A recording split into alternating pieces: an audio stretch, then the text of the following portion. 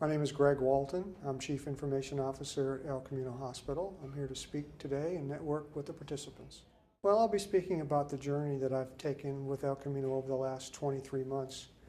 The birthing of 2 hospitals, the initiation of clinical intelligence as a science at our facility, matters related to connectivity and meaningful use.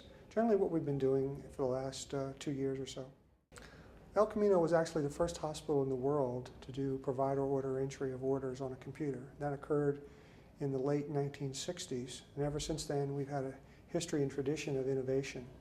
So what we're doing now is creating the new El Camino 2.0 along with our new building and our new technologies to create a renaissance and to move forward into the next millennium.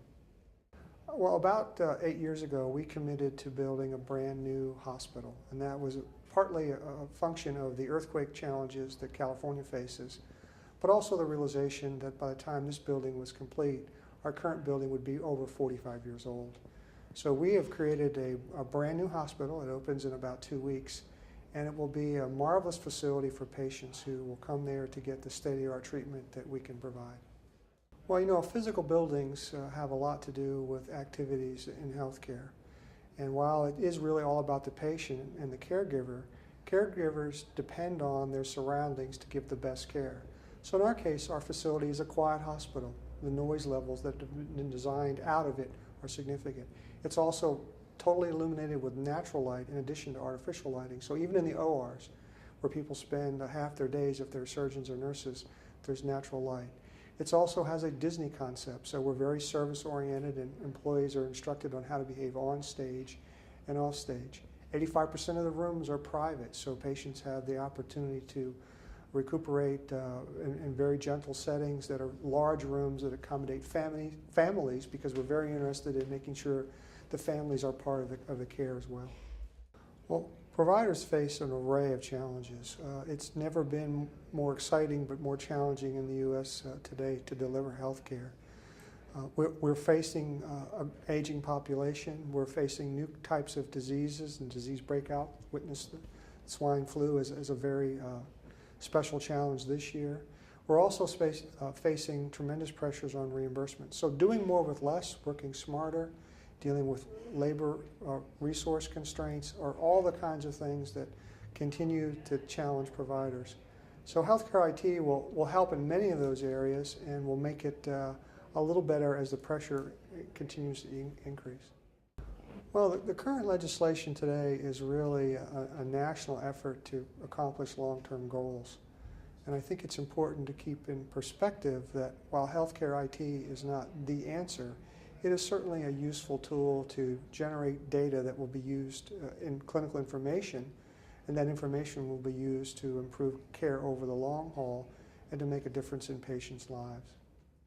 Well, every organization should be conducting, and I suspect they are, a planning process and aligning the needs that they see coming at them, the challenges they see coming at them with their information technology and other solutions.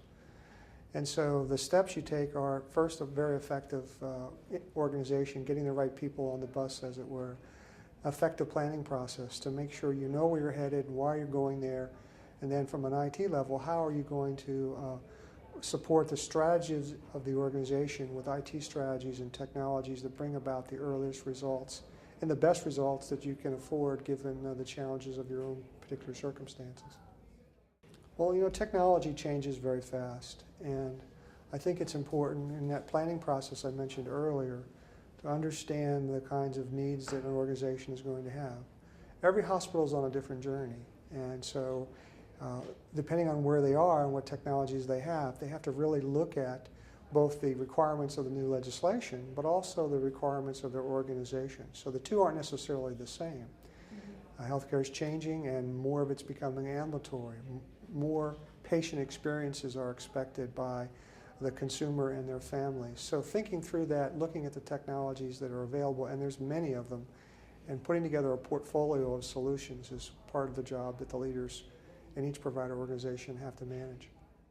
Well, in our facility, we made a very substantial investment in infrastructure. So we've basically created a very technology-aware facility So our network not only carries voice and data, but it supports the building systems, the fire safety, the security, the physical access, the ability to locate employees with personal GPS and communications, the ability to provide in-room, on-demand entertainment and bedside computing, robots that roam the hospital and deliver basically materials to caregivers and other managers and staff, the ability to identify patients through biometric scanning so that we get the right patient at the right time, those kinds of things.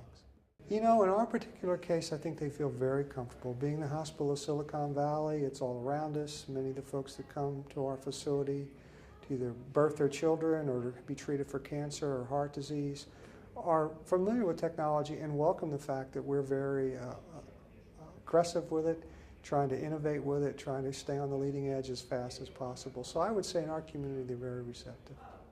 This is my first summit, so I'm new to the West Coast, and perhaps I missed it on the East Coast. But so this is my first one. I'm looking forward to doing it and to meeting the people that I see on the agenda and meeting a lot of Californians for the first time.